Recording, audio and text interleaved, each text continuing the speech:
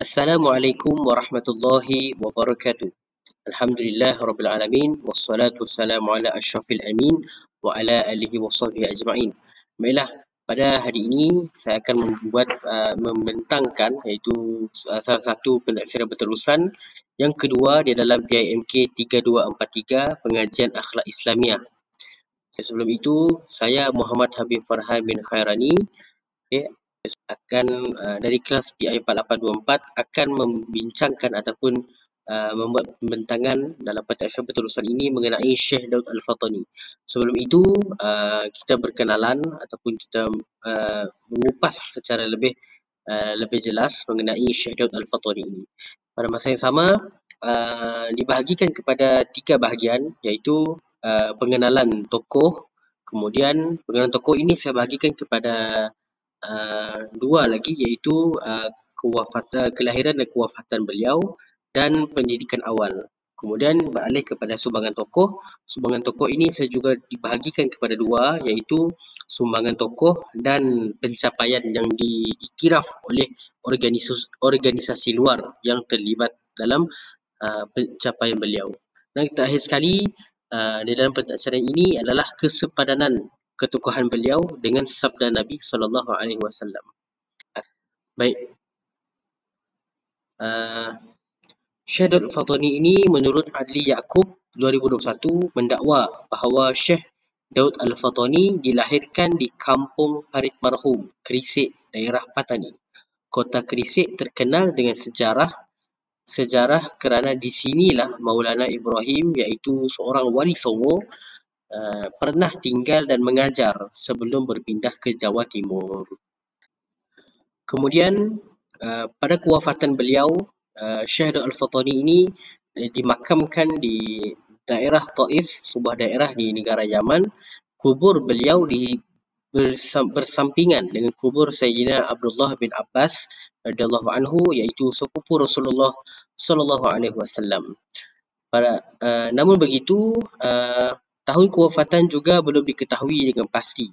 Tetapi menurut Adli Yaakob 2021 ada berpendapat beliau wafat di sekitar tahun 1847 Masihi.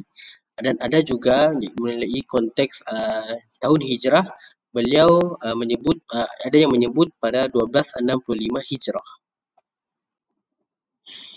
Baik, sekarang kita bergerak ke latar belakang pendidikan, iaitu pendidikan Syekh Daud Fatani ini terbahagi kepada 2 daerah. Saya mulakan di daerah Serantau di Nusantara, kemudian beralih ke pendidikan di Timur Tengah.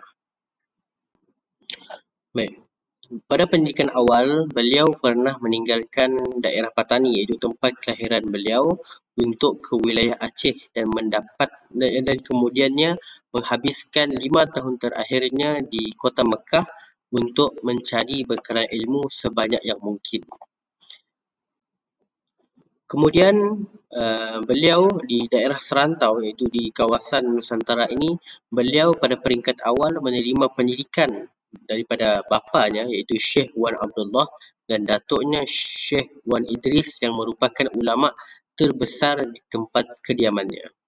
Apabila tumbuh ataupun pendidikan mereka semakin membanyak, beliau turut menuntut di beberapa pondok di Patani seperti Pondok Kuala Bekah, Pondok Kerisik, Pondok Semala dan Pondok Pauh Bok menurut Az-Zumardi 1994. Kemudian masih juga di peringkat Serantau, beliau menuntut di Aceh, bergerak ke daerah Aceh dengan Muhammad Zain bin Faqih Jalaluddin Al-Ashi, menuntut di daerah Aceh dengan seorang ulama yang bernama Muhammad Zain bin Faqih Jalaluddin Al-Ashi, iaitu seorang ulama yang terkemuka di masa pemerintahan Sultan Alauddin Mahmud Shah. Iaitu ketika ini Syekh Daud Al-Fatani belajar ilmu fiqh dari guru tersebut selama 2 tahun. Kemudian beliau sekarang ini kita beralih kepada pendidikan di Timur Tengah. Di bidang kesufian pula, beliau menuntut dengan seorang syekh, iaitu Syekh Muhammad Saleh bin Abdul Rahman Al-Fatani. Beliau ini selain itu Syekh Daud Al-Fathani turut berguru dengan ulama yang lain seperti Muhammad As'ad, Ahmad Al-Marzuqi dan Ibrahim Rais Al-Zamzani Al-Makki. Dan untuk pengetahuan, Muhammad As'ad dan Ahmad Al-Marzuqi merupakan guru beliau di dalam bidang fiqh selain daripada mazhab Syafi'i, dan juga merupakan seorang tokoh merupakan seorang ilmuwan di tarikat Syaziliyah. Baik, hadirin sekalian, kalau sebelumnya kita membincangkan mengenai latar belakang pendidikan ataupun pendidikan yang diperoleh oleh Syekh Daud Al-Fathani ini. Baik, seterusnya iaitu sumbangan tokoh. Okay. Sumbangan beliau antaranya adalah memberi sumbangan dalam menghasilkan ataupun membuat satu penulisan ilmiah, iaitu pendekatan beliau mengenai perbahasan sifat 20 Allah Subhanahu Wa Taala. Yang mana perbahasan ini menurut Abdul Rahman dan Wan Haslan 2019, Syekh Daud Al-Fathani ini telah membahagikan kepada 4 bahagian, iaitu sifat Allah yang bersifat nafsiyah, sifat salbiyah, sifat ma'ani dan sifat ma'nawiyah. Namun begitu, adapun beliau ini membuat satu pembahagian, terdapat juga ulama sebelumnya membuat pembahagian, iaitu yang telah membuat pembahagian juga membincangkan dan membuat pembahagian mengenai sifat-sifat Allah. Antara pandangan ulama ataupun ulama sebelum Syekh Daud Al-Fathani ini membuat pembahagian sifat-sifat Allah adalah yang pertama, Imam Al-Haramain.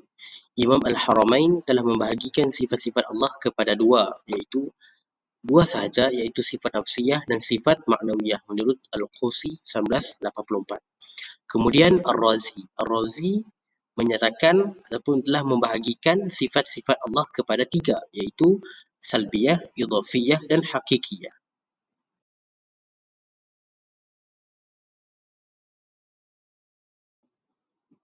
Baik. Seterusnya, kalau tadi adalah sumbangan mengenai sumbangan Syekh Daud Al-Fathani. Sekarang ini kita akan membincangkan, iaitu bagaimana ataupun apakah pencapaian yang mendapat pengiktirafan daripada organisasi luar mengenai kehebatannya, ketokohannya, ilmunya dan betapa tingginya ilmu dan betapa hebatnya sumbangan Syekh Daud Al-Fathani ini. Kemudian beliau dilantik menjadi seorang ulama dan penulis di kota Mekah dengan membawa gelaran Al-Alim, Al-Alamah, Al-Arif, Ar-Rabbani dari perwakilan kerajaan Turki yang berpangkalan di Mekah. Disebabkan masa belajar yang lama itu, beliau digelar Al-Alim, Al-Alamah, Al-Arif, Ar-Rabbani. Menurut disebabkan jarangnya ulama Melayu ini mendapat gelar tersebut, adalah mendapat gelar Al-Arif ini, dan pencapaian Syekh Daud ini adalah seharusnya kita puji dan kita patutlah teladani. Baik, di dalam pengajian akhlak Islamiah ini ditugaskan adalah untuk mencari kesepadanan hadis mengenai ketokohan beliau. Antaranya adalah yang boleh bersepadan ataupun bersepadan dengan sumbangan beliau adalah di dalam hadis mengenai yang akan saya bacakan, iaitu An Abi Hurairah radhiyallahu anhu qala Rasulullah sallallahu alaihi wasallam, kullu sulama minan nasi alaihi sadaqatun kulla yawmin tatla'u fihi syamsi ta'dilu baina ithnaini sadaqatun wa tu'ayyilu ar-rajuli fi dabbatihi fatuhmiluhu 'alayha aw tarfa'u lahu mata'ahu sadaqatun wal kalimatu at-tayyibatu sadaqatun wa bi kulli khutwatin tamshiha ila as-salati sadaqatun wa tamiyatul adha 'anil tariq sadaqatun, rawahu al-Bukhari wa Muslim. Baik, di dalam hadis ini, iaitu terjemahannya daripada Abu Hurairah radhiyallahu anhu, beliau berkata Rasulullah sallallahu alaihi wasallam pernah bersabda, setiap persendian dari manusia itu ada sedekahnya. Pada setiap hari yang matahari terbit padanya ada sedekah. Berbuat baik antara dua orang adalah sedekah. menolong seseorang dalam urusan kenderaan, membantunya agar boleh menaiki kenderaannya, atau kamu angkat atau engkau barang-barangan ke atas kenderaannya, itu juga sedekah. Sebuah ucapan yang baik adalah sedekah. Setiap langkah yang kamu ayunkan menuju tempat solat adalah sedekah, dan engkau menyingkirkan gangguan dari jalan adalah sedekah. Hadis riwayat Bukhari dan Muslim. Daripada hadis ini telah dijelaskan ataupun telah diberikan satu pencerahan yang sangat jelas bahawa setiap yang kita lakukan ataupun setiap yang kita jalankan, setiap kelakuan yang baik, setiap amalan yang baik akan dijadikan sebagai sedekah. Bahkan setiap sedekah itu adalah diperuntukkan dengan insya-Allah kita niat ikhlas kerana Allah Subhanahu Wa Taala, akan ditujukan kepada Allah Subhanahu Wa Taala, dan tidaklah menjadi satu kerosakan ataupun tidak ada menjadi satu gangguan kepada orang lain, bahkan itu menjadi sedekah kepada orang lain, dan pada masa yang sama menjadi satu hikmah kepada diri kita untuk melakukan benda baik.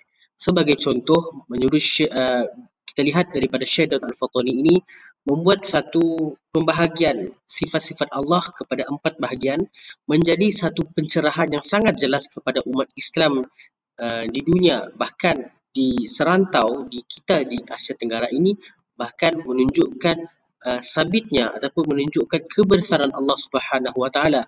Dan ini bertepatan pada kalimah wal kalimatut thayyibatu sadaqatun, ucapan yang baik adalah sedekah.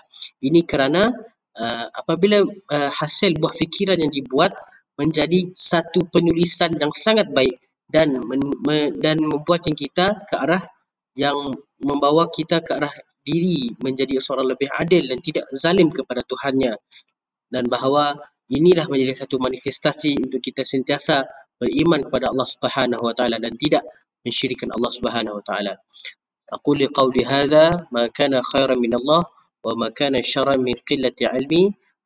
Assalamualaikum warahmatullahi wabarakatuh.